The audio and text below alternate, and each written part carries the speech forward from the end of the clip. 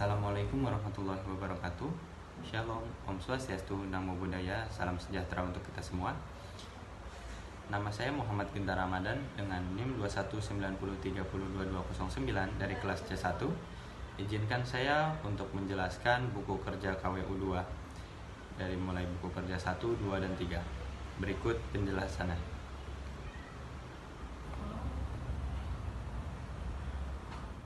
Langkah-langkah yang pertama, identifikasi isu etik dan legal yang dihadapi perusahaan baru. Kriteria kinerja 1.1, budaya etik yang kuat dibangun pada perusahaan.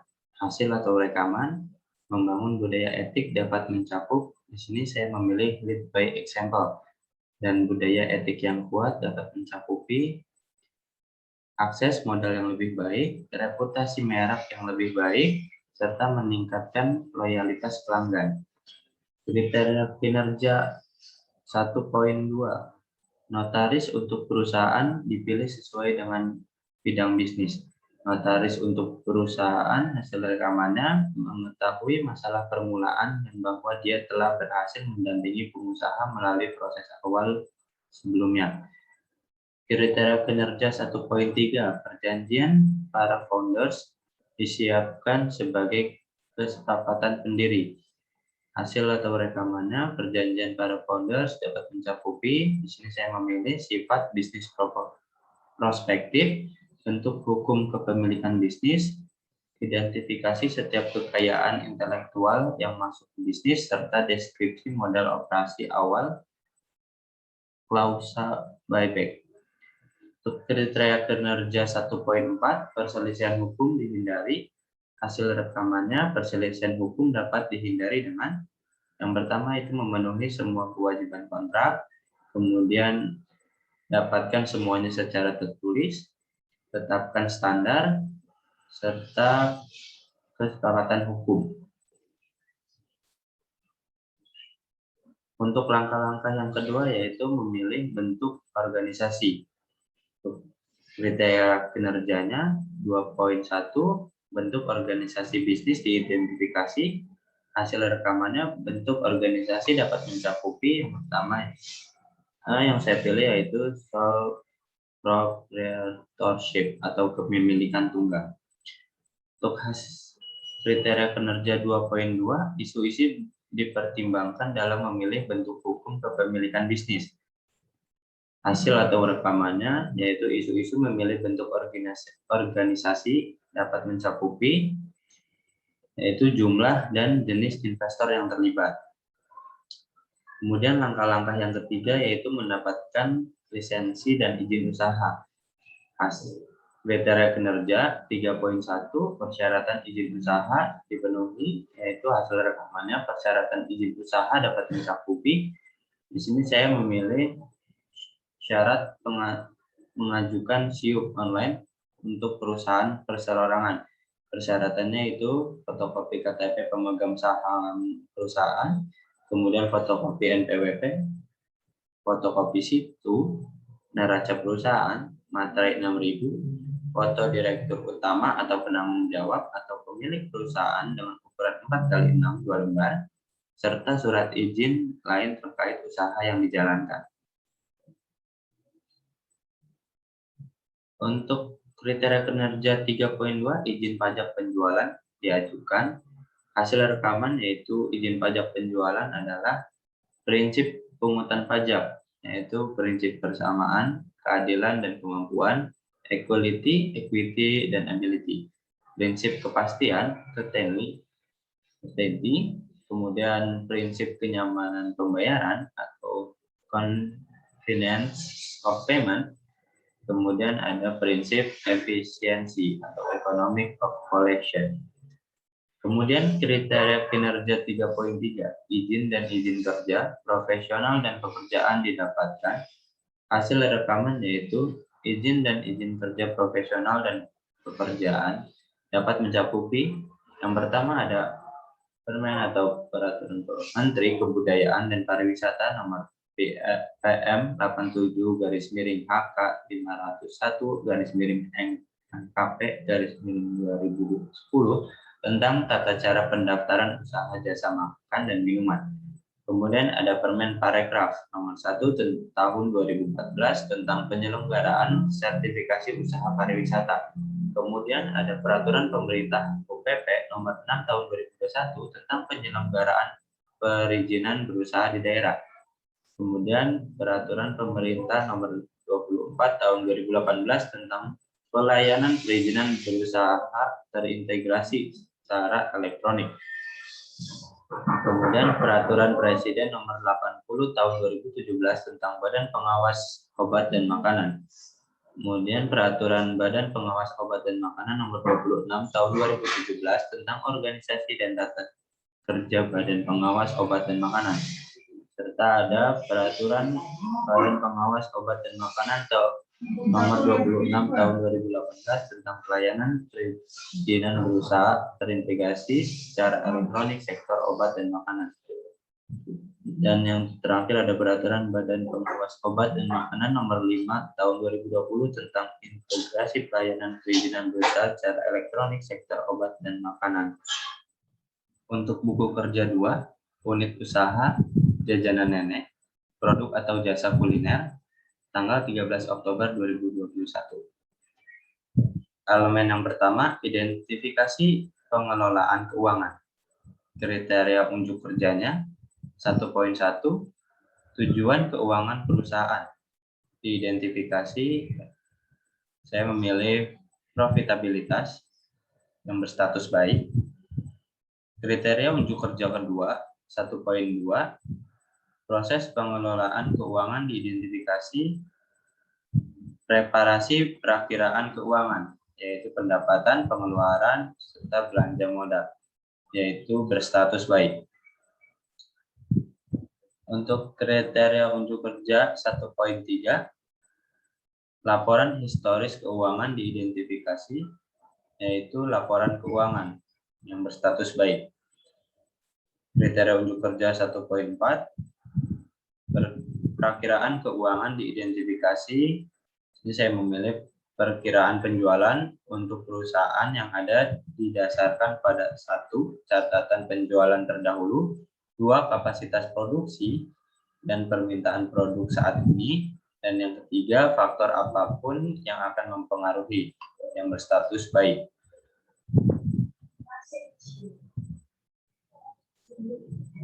Dua elemen-elemen yang kedua yaitu identifikasi pro forma laporan keuangan.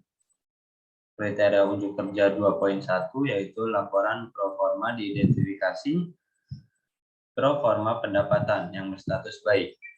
Kemudian kriteria unjuk kerjanya 2.2 ratio analisis diidentifikasi profitabilitas yang berstatus baik.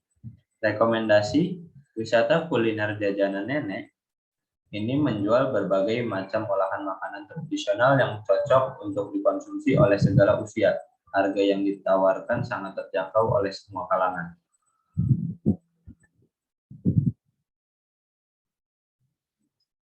Buku kerja yang ketiga, unit usaha jajanan nenek, produk atau jasa yaitu kuliner. Langkah yang pertama yaitu rencana staffing. Kriteria kinerja 1.1, kategori okupasi diidentifikasi sesuai dengan persyaratan bisnis sebagaimana diuraikan dalam rencana bisnis. 1.2, tanggung jawab okupasi diidentifikasi untuk 1.3, tugas okupasi diidentifikasi untuk 1.4, persyaratan okupasi diidentifikasi untuk 1.5, kebutuhan pelatihan okupasi, 1.6, jumlah tenaga kerja untuk setiap okupasi, 1.7, perkiraan mulai bekerja untuk setiap okupasi, 1.8, FTE atau full time equivalent untuk setiap okupasi, dan 1.9, perkiraan durasi kontrak untuk setiap okupasi. Hasil rekaman semuanya terlampir akan dibacakan di akhir video. Langkah yang kedua yaitu rekrutmen, pelantikan, pelatihan, dan mempertahankan tim. Kriteria kinerja 2.1, rencana seleksi dibuat berdasarkan kriteria seleksi kebutuhan bisnis dan persyaratan hukum. Hasil atau rekaman rencana seleksi, yaitu saluran dan teknologi yang tepat, mengiklankan lowongan untuk kebutuhan staf, serta mengadakan panel seleksi. Kriteria kinerja 2.2, yaitu proses seleksi, dilakukan sesuai dengan kebijakan dan prosedur bisnis. Hasil atau rekaman, yaitu proses seleksi, mencakup proses wawancara dan menilai kandidat berdasarkan kriteria seleksi yang disepakati.